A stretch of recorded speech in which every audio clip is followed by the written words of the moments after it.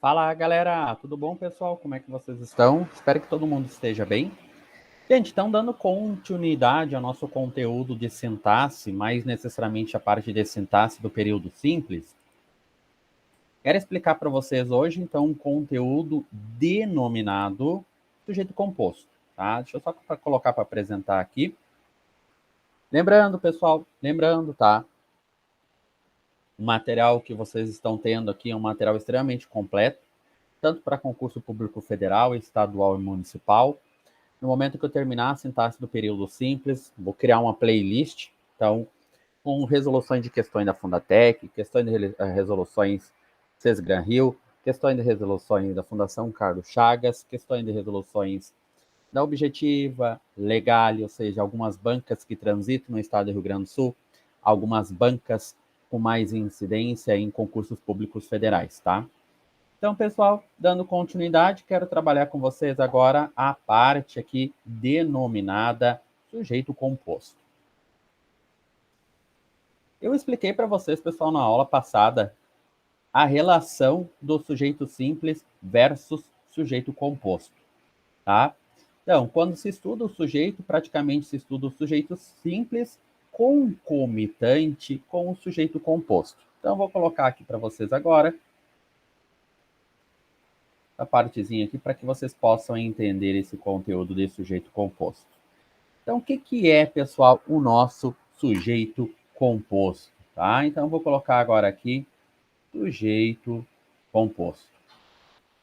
Sujeito composto para nós é aquele sujeito que, então, sujeito que apresenta, então ele apresenta um único núcleo. Desculpa, apresenta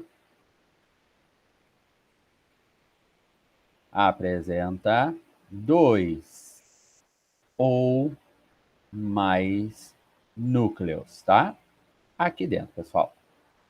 Estava pensando no sujeito simples, tá? Apresenta dois ou mais núcleos. Lembrando que núcleo, para nós, é o elemento mais importante dentro do sujeito. Quando eu tenho agora aqui dentro o exemplo que João e Isadora foram caminhar, o que vai acontecer, pessoal? Primeiramente, uma locução verbal. Vocês já verificaram isso comigo. Verbo auxiliar mais o verbo principal. Então, esse conhecido por VA e esse conhecido por VP, em que esse VP tem que estar no R, tem que estar no NDO, no NDA ou até mesmo no ado ou ido, tá? Então, aqui dentro. Finalizou, fechou. Estou trabalhando, pessoal, com um caso típico, agora de uma locução verbal. Então, quem é que foi caminhar? Quem é que foi caminhar agora aqui dentro é João e Isadora. Tá, por que isso aqui é importante? É importante, pessoal, o sujeito composto, ele se diferencia do sujeito simples. Primeiro, porque apresenta um único núcleo. Segundo, porque apresenta dois ou mais. É algo totalmente óbvio. Outra coisa aqui dentro, pessoal, é que o sujeito composto, o verbo sempre vai vir no plural. Sim, porque ele é um sujeito composto. Diferente do sujeito simples, o sujeito composto não tem hierarquia. Ou seja, o que é a hierarquia? O sujeito simples, vocês sempre vão ter dentro do sujeito, o núcleo do sujeito, o elemento de maior importância. Então, se ele estiver no masculino, as palavras que gravitam em roda estarão no masculino. Se estiver no feminino, as palavras que gravitam em roda feminino, se estiver no plural e assim sucessivamente. Tranquilo? Foi. Já no sujeito composto, isso não acontece. Não acontece porque essa frase escrita João e Isadora poderia muito bem ser reescrita Isadora e João. A ordem não vai alterar o produto. Então, o que já acontece aqui dentro, pessoal? Não tem hierarquia. Os dois elementos são importantes, tá? Então, isso aqui para nós é um caso típico, clássico de sujeito composto. Tranquilo? Pessoal, quando eu falo sujeito composto, quando eu falo análise sintática, sintaxe, vocês têm que ter uma ideia, uma concepção que sintaxe ela é diferente de semântica, tá? Ela é diferente de semântica. O que isso representa? Sintaxe é uma coisa e semântica é uma outra coisa. Então, sintaxe é a função dos vocábulos, semântica é sentido. Semântica eu leio todo. A sintaxe é elemento por elemento. Por que eu estou dizendo isso, pessoal? Porque no momento que eu coloco agora o exemplo número 2 e coloco eles foram caminhar. Pessoal, o que está acontecendo com eles foram caminhar agora aqui dentro? Vocês estão percebendo agora a nossa locução, ela ainda não mudou, permanece a mesma, óbvio. Então, verbo auxiliar mais o meu verbo principal agora aqui dentro. Indiscutível, perfeito. Mas o que está acontecendo agora? Vamos fazer a pergunta? Vamos. Quem é que foi caminhar? Tá. Tu vai olhar para o ponto de vista da sintaxe ou tu vai olhar para o ponto de vista da semântica? Se eu for para a semântica, eu sei que esse eles representa João e Isadora. Eu sei. Mas no ponto de vista da sintaxe, localiza o verbo, faz a pergunta e localiza o seu sujeito. Está aqui o sujeito. Fabrício, mas apresenta um único núcleo? Sim. Então é um sujeito simples, pessoal, porque apresenta um único núcleo. Então vocês perceberam a diferença da sintaxe para a semântica? Então vocês têm que cuidar para que viés, para que comando a questão está perguntando para vocês.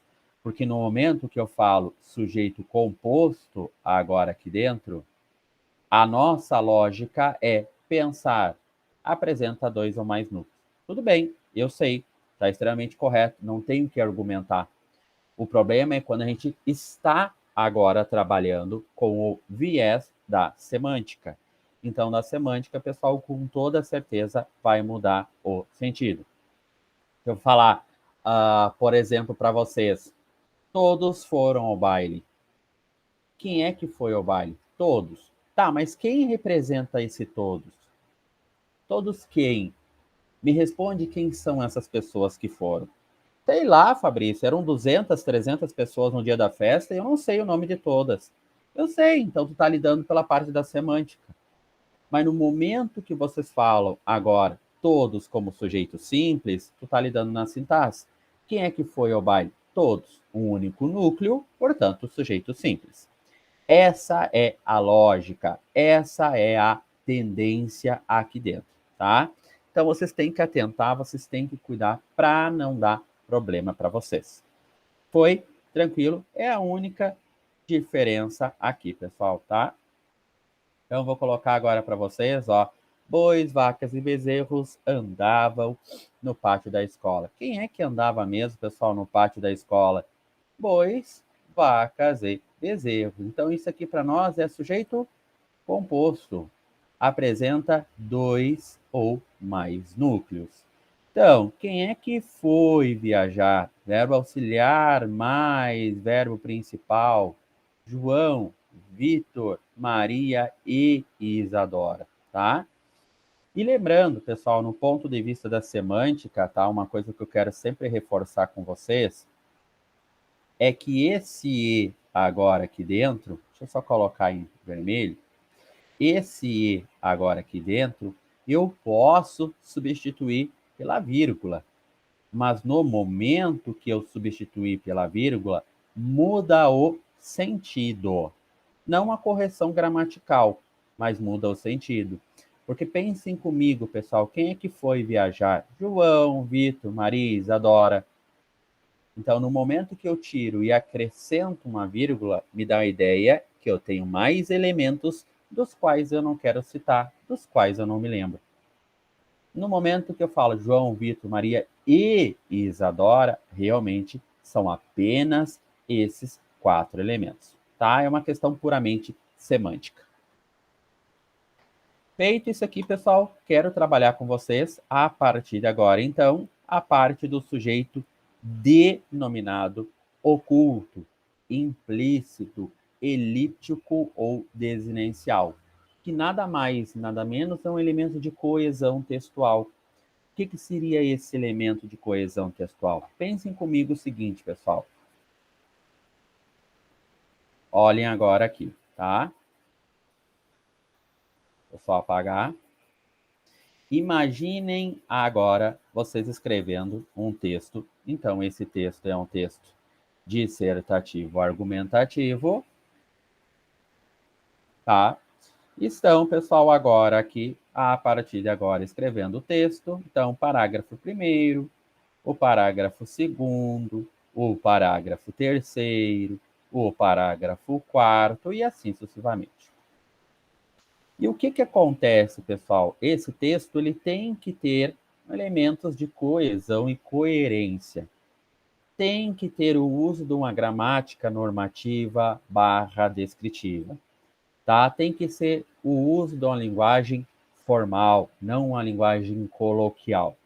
Sim, porque é um texto avaliativo, é um texto dissertativo, argumentativo, ele é específico para uma determinada prova, para um determinado, por exemplo, Exame Nacional de Ensino Médio e assim sucessivamente. Então, o que acontece a partir de agora, pessoal? Acontece o seguinte, que eu tenho aqui dentro uma progressão de ideias, e essa progressão de ideia, estou descendo agora aqui essa seta, como se eu estivesse escrevendo, tá? E chega um momento nessa progressão de ideia, pessoal, que eu já não posso mais usar quem? Eu não posso mais usar a parte denominada aqui repetição de palavras. Então, Fabrício foi ao baile. Aí depois embaixo eu uso novamente Fabrício foi ao baile. Aí embaixo eu uso novamente Fabrício foi ao baile. O que eu faço agora aqui dentro, pessoal? A partir de agora, eu vou fazer assim. Fabrício foi ao baile. Beleza. Isso aqui está escrito na linha número 1. E eu tenho que, a partir da linha número 4, 5, retomar a palavra Fabrício.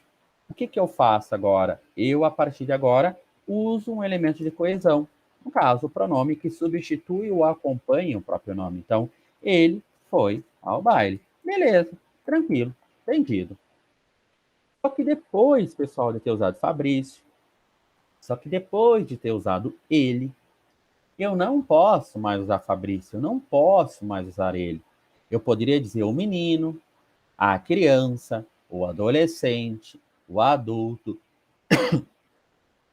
Ou seja, trocar esse léxico por outro léxico, esse vocábulo por outro vocábulo.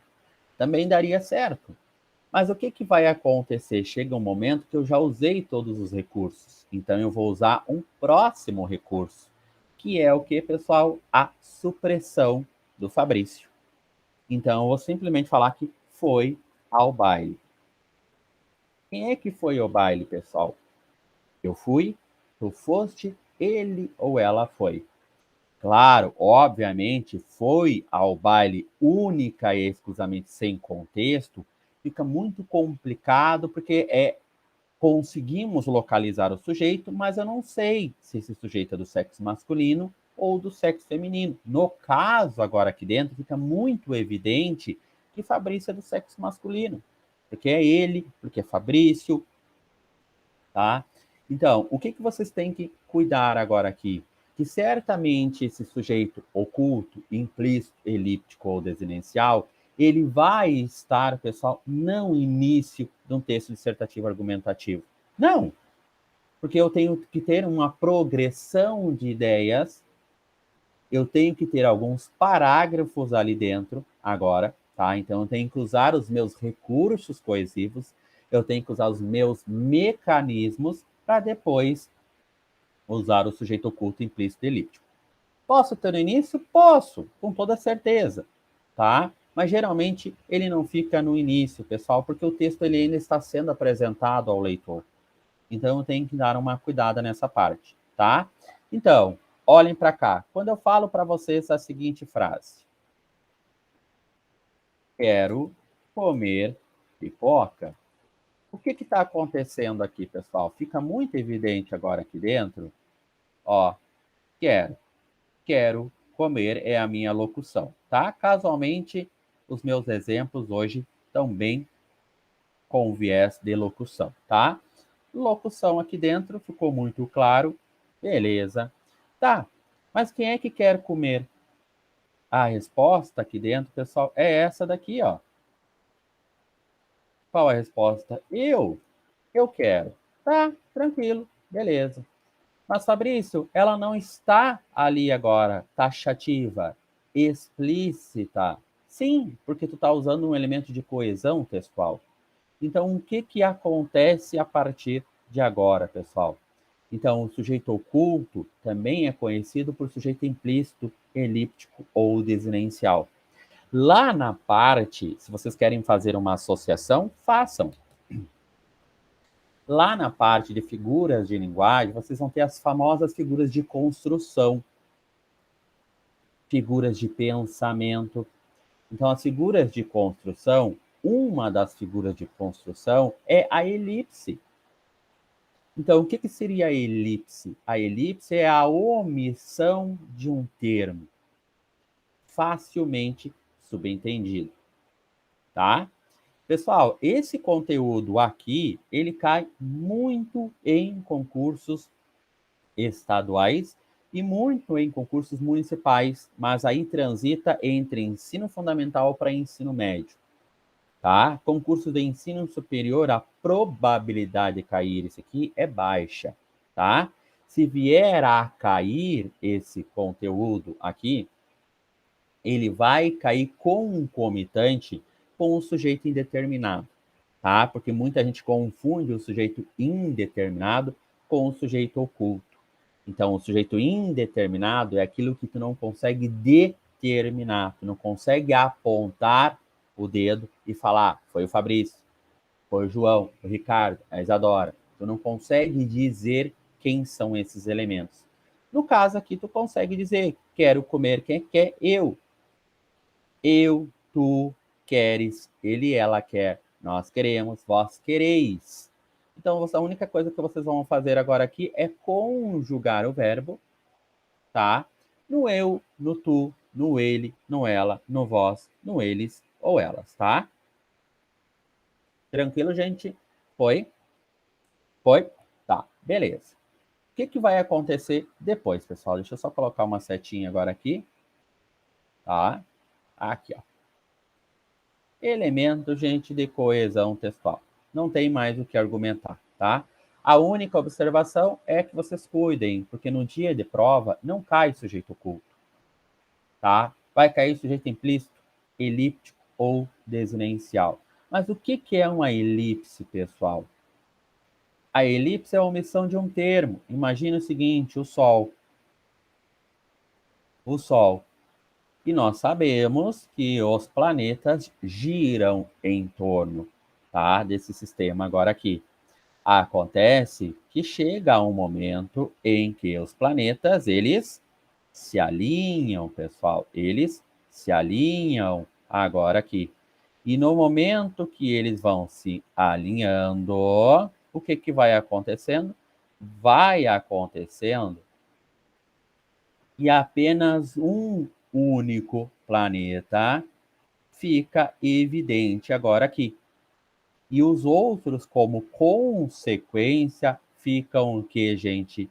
Ficam subentendidos, ficam ocultos, ficam elípticos agora aqui dentro. Obviamente, se eu estiver olhando por essa visão agora aqui, né? Então eu consigo enxergar apenas o primeiro, agora aqui, e os outros automaticamente, pessoal, ficam o quê? Ficam ocultos, tá? Então, a elipse, a expressão elipse, ela vem, pessoal, aqui dentro da física, da astrofísica, tá? Então, vocês têm que atentar, vocês têm que cuidar para não dar problema. Gente, qual a diferença de um sujeito oculto para um sujeito indeterminado? Então, eu vou dar uma palhinha a partir de agora para vocês, tá? Então, atentem e cuidem essa técnica, tá? Olhem agora aqui. Sujeito oculto versus sujeito indeterminado. Pessoal, qual a diferença agora aqui dentro? Então, sujeito oculto para sujeito indeterminado, tá? O sujeito indeterminado é o seguinte, então esse in representa não. É algo que não se determina, tá? É algo que não se determina. Por isso que é sujeito indeterminado. Como é que acontece o sujeito indeterminado? O sujeito indeterminado vai acontecer em duas hipóteses, pessoal, tá? Agora eu vou explicar a primeira hipótese e a segunda hipótese, que é a mais importante, é com o nosso conhecido C, que ele vai formar o índice de indeterminação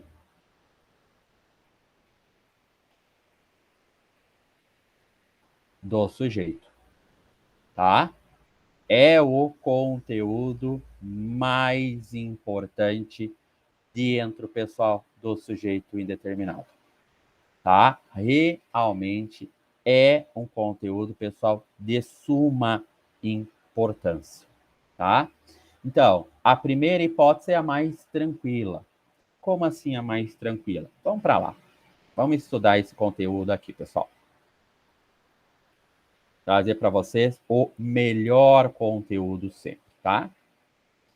Então, pessoal, primeira hipótese, ela se encontra aqui. O verbo está na terceira pessoa do plural. O sujeito não está expresso na oração e não pode ser determinado pelo contexto. Fabrício, o que isso representa na nossa prática? Olhem para cá, gente. Exemplo. Vou colocar assim, ó. Telefonaram para você. Pessoal, olhem aqui. Verbo está na terceira pessoa do plural. O sujeito não está na oração e não pode ser determinado pelo contexto. Então, o que acontece? Vocês já sabem a partir de agora que vocês deverão ter um contexto. Então, imaginem, pessoal, agora aqui, que isso aqui seja o meu contexto. Primeiro parágrafo, segundo parágrafo, terceiro parágrafo, quarto parágrafo, tá? E nos meus parágrafos agora aqui dentro, eu não consigo identificar quem é que telefonou para você. A única coisa que eu sei é que são duas ou mais pessoas. Quem? Eu não sei te dizer. Tá? Eu não sei te dizer. Então, o que acontece? Nesse exato momento, vocês vão fazer a pergunta, agora aqui dentro. Quem é que telefonou para você? E a resposta de vocês a partir de agora, pessoal, vai ser essa resposta. Vai ser eles. Fabrício, mas eles não é um sujeito composto? Não é um sujeito simples? Seria teoricamente um sujeito simples, né? Apresenta um único núcleo. Tá, mas eles quem? Me dá o nome. Me diz quem são. Ah, Fabrício, não sei. Bom, se tu não sabe, tu não está determinando. E se tu não está determinando agora aqui dentro, pessoal, fica muito claro, fica muito evidente que é um sujeito indeterminado. Pessoal, o sujeito indeterminado, ou seja, aquele sujeito que não se determina aqui dentro, ele é feito na terceira pessoa do plural. Bom, no momento que tu consegue determinar no texto, agora aqui, ele é indeterminado? Óbvio que não. Se eu falo para vocês que Joana e Maria foram ao baile, ponto. Telefonaram para você. Olhem agora. Vou colocar aqui, ó. Vou colocar aqui, ó. Joana e Maria foram ao baile, tá? E depois embaixo, pessoal, vai estar a frase. Telefonaram para você. O que que fica evidente? Fica evidente agora aqui dentro que o telefonaram para você são elas. Quem? Joana e Maria. Fabrício, poderia ser outras pessoas? Claro que sim, tá? Geralmente, pessoal, essa retomada do termo aqui vai ficar mais ou menos na linha número 10 e aqui na linha número 12. Não fica tão escancarado assim. Na linha número 12 e na linha número 9, 8, tá? Então, fica muito evidente agora aqui dentro que Joana e Maria, sujeito composto, porque o verbo está no plural, e apresenta dois núcleos. Agora aqui, eu não tenho mais sujeito indeterminado. Por que eu não tenho? Porque eu determino o meu sujeito. Agora é um sujeito determinado, tá? Então, a partir de agora, eu apago isso aqui. Porque eu dei o nome agora, quem? Joana e Maria, tá? Então, indeterminado, o verbo vai estar na terceira pessoa do plural, o sujeito não vai estar na oração. E não pode ser determinado por quem, pessoal? Pelo contexto. Eu não determino pelo contexto, tá? Então, eu tenho que atentar, eu tenho que cuidar. Tranquilo, pessoal? Diferença do sujeito composto para o sujeito indeterminado, primeira parte, tá? Beleza, pessoal? Certinho, meu muito obrigado.